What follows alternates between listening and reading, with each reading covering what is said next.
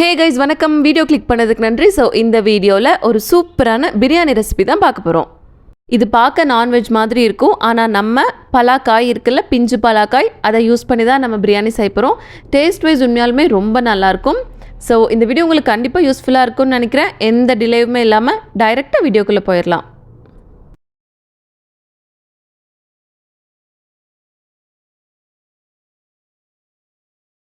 இந்த ரெசிபி பண்ணுறதுக்கான ஃபர்ஸ்ட் ஸ்டெப்பாக நம்ம பலாக்காய் எடுத்துக்கலாம். முள்ளெல்லாம் ரொம்ப நெருக்கமாக இருக்கக்கூடிய பிஞ்சு பலாக்காய் எடுத்துக்கணும். பலாக்காயை கட் பண்ணுறதுக்கு முன்னாடி கையிலையும் கட் பண்ண போகிற கத்திலையும் எண்ணெய் தடவிட்டு அதுக்கப்புறமா கட் பண்ணலாம். ஏன்னா பலாக்காயை கட் பண்ணும்போது பிசு பிசுன்னு கையில் ஒட்டும், அதுக்காக தான் எண்ணெய் தடவிக்கிறது. ஆக்சுவலாக இந்த பலாக்காய் பிரியாணி செய்கிற ப்ராசஸ்லேயே இந்த பலாக்காயை கட் பண்ணுறது தாங்க கொஞ்சம் கஷ்டமான பார்ட்டு. இந்த இடத்துல நீங்கள் பலாக்காயை கட் பண்ணும்போது அதனோட முள்ளை மட்டும் செதுக்கி எடுக்காமல் கொஞ்சம் தோலோடு கட் பண்ணி எடுத்துருங்க. அப்போ தான் குக்காகி வரும்போது நல்லா சாஃப்டாக இருக்கும். ஒருவேளை நீங்கள் முள்ளை மட்டும் லைட்டாக செதுக்கிட்டு கட் பண்ணி குக் பண்ணும்போது அந்த தோல் வந்துட்டு ரொம்ப ஹார்டாக இருக்கும் சாப்பிட்றதுக்கு. இப்போ கட் பண்ண பலாக்காய் எல்லாத்தையுமே தண்ணியில் போட்டு வச்சுக்கலாம். இப்போ இதை வந்துட்டு பீஸாக மீடியம் சைஸ் பீசஸ்க்கு கட் பண்ணி எடுத்துக்கலாம்.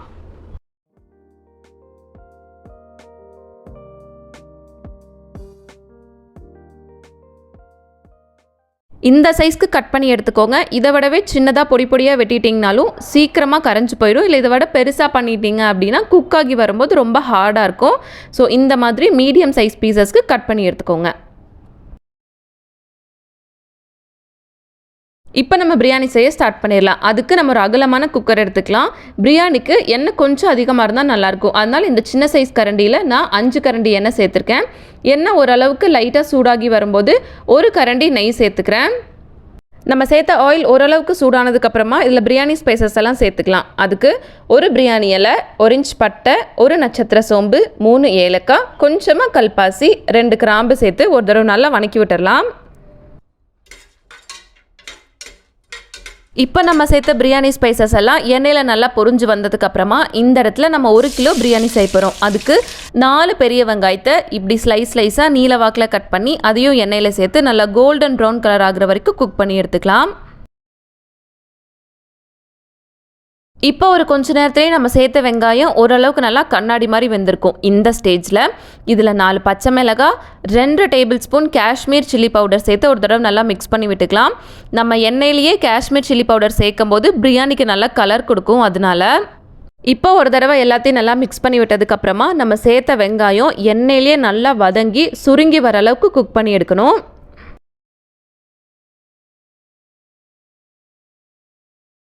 இப்போது வெங்காயம் இந்த அளவுக்கு நல்லா குக்காகி வந்ததுக்கப்புறமா இதில் நம்ம இஞ்சி பூண்டு விழுது சேர்த்துக்கலாம். நான் எண்ணெய் ஊற்றுனல ஒரு சின்ன கரண்டி, அதில் 3 ஸ்பூன் இஞ்சி பூண்டு விழுது இப்போ நான் சேர்த்துக்கிறேன். ஆக்சுவலாக பிரியாணி செய்யும்போது நிறையா பூண்டு, அதில் ஒரு அரைவாசி இஞ்சி அப்படி சேர்த்து அரைச்சி இஞ்சி பூண்டு விழுது சேர்த்துக்கிட்டிங்க அப்படின்னா டேஸ்ட் ரொம்ப நல்லாயிருக்கும். இஞ்சி பூண்டோட பச்சை வாசனை எல்லாம் போய் நல்லா குக்காகி வந்ததுக்கப்புறமா இதில் நம்ம தக்காளி சேர்த்துக்கலாம். இந்த இடத்துல நான் 4 மீடியம் சைஸ் தக்காளியை மிக்சியில் அடித்து அதனோட பேஸ்ட்டை மட்டும் உள்ளே சேர்த்து ஒரு தடவை நல்லா மிக்ஸ் பண்ணி விட்டதுக்கப்புறமா இந்த பிரியாணிக்கு தேவையான மசாலாலாம் சேர்த்துக்கலாம். அதுக்கு 1 டேபிள் ஸ்பூன் கல்லுப்பு, 1/4 டேபிள் ஸ்பூன் மஞ்சள் தூள், 1 டேபிள் ஸ்பூன் மிளகாய் தூள், அது போக 1 full table spoon biryani masala சேர்த்து ஒரு தடவை நல்லா மிக்ஸ் பண்ணி விட்டுடலாம்.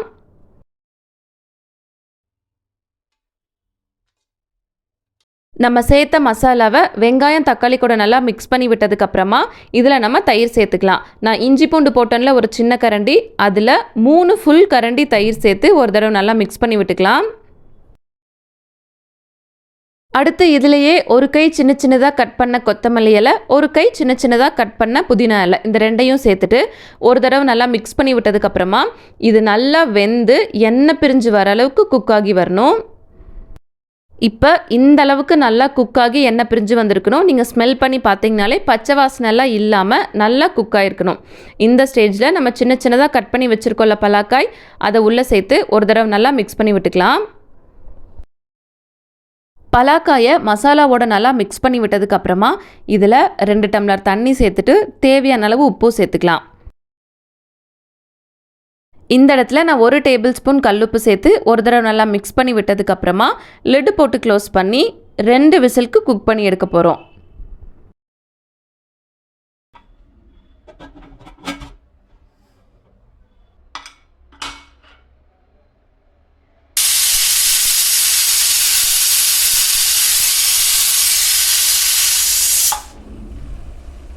இப்போ நம்ம சேர்த்த பலாக்கா 2 விசிலுக்கு நல்லா குக் ஆகி ஸ்டீம் ப்ரெஷர்லாம் போயிடுச்சு. இப்போ நம்ம ஓப்பன் பண்ணும்போதே நல்லா வாசமாக இருக்கும்.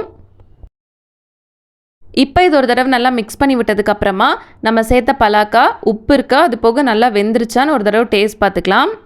ஆக்சுவலாக இந்த இடத்துல பலாக்காய் 80% தான் குக் ஆகிருக்கும். இன்னும் ஒரு விசில் விட்டால் நல்லா சாஃப்டாக குக் ஆயிரும். அடுத்து இதிலையே 1 கிலோ பாஸ்மதி அரிசியை 20 நிமிஷத்துக்கு முன்னாடி ஊற வச்சு தண்ணி வடித்து எடுத்து வச்சுருந்தேன். அதையும் இதுக்குள்ளேயே போட்டு நல்லா ஒரு தடவை மிக்ஸ் பண்ணி விட்டுக்கலாம். இப்போ அரிசிக்கு தேவையான அளவு தண்ணி ஊற்றிடலாம். 1 டம்ளர் அரிசிக்கு 1.5 டம்ளர் தண்ணி அப்படிங்கிற கணக்கு. ஃபஸ்ட்டே 2 டம்ளர் ஊற்றிட்டோம். மிச்சம் 4 டம்ளர் தண்ணி இப்போ ஊற்றி ஒரு தடவை நல்லா மிக்ஸ் பண்ணி விட்டுக்கலாம்.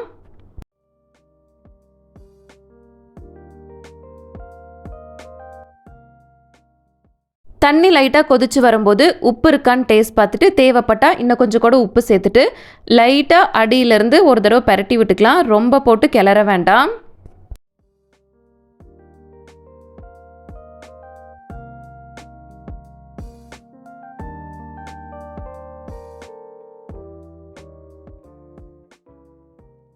இப்போ தண்ணியெல்லாம் நல்லா கொதிச்சு இந்த அளவுக்கு ரைஸ் தெரிகிற அளவுக்கு குக் ஆனதுக்கப்புறமா இதில் சின்ன சின்னதாக கட் பண்ண ஒரு கை நிறைய மல்லி இலை, அது போக 1 டேபிள் ஸ்பூன் நெய் சேர்த்துட்டு குக்கர் லிட்டு போட்டு மூடி சரியாக ஒரே விசில் ஹை ஃப்ளேமில் ஒரே விசிலுக்கு குக் பண்ணி எடுத்துக்கலாம்.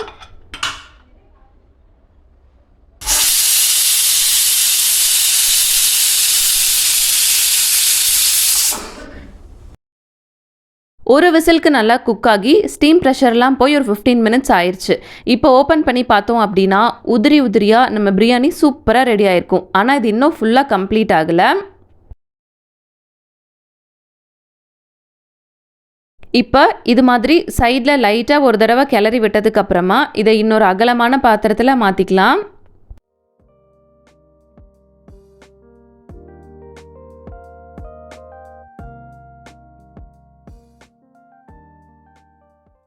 இது மாதிரி இன்னொரு அகலமான பாத்திரத்தில் மாற்றினதுக்கப்புறமா நம்ம மேலே அப்படியே லெமன் ஜூஸ் புழிஞ்சு விட்டுறலாம்.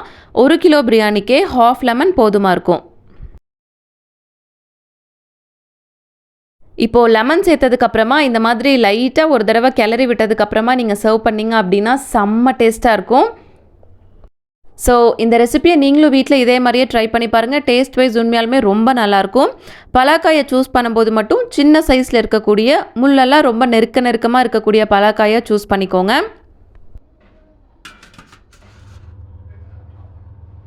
சர்வ் பண்ணுற வரைக்கும் இந்த பாக்ஸை மூடி வச்சுட்டு சர்வ் பண்ணும்போது ஓப்பன் பண்ணிங்க அப்படின்னா பிரியாணி நல்லா உதிரியாக இருக்கும்.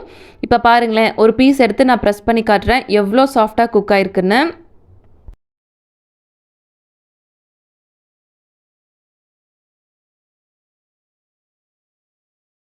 ஸோ இந்த வீடியோ உங்களுக்கு கண்டிப்பாக ஹெல்ப்ஃபுல்லாக இருந்திருக்கும் நான் நம்புகிறேன். நீங்களும் இதே ரெசிபியை வீட்டில் ட்ரை பண்ணி பார்த்துட்டு எப்படி இருந்துச்சுன்னு கமெண்ட்டில் சொல்லுங்கள், நானும் தெரிஞ்சுக்கிறேன்.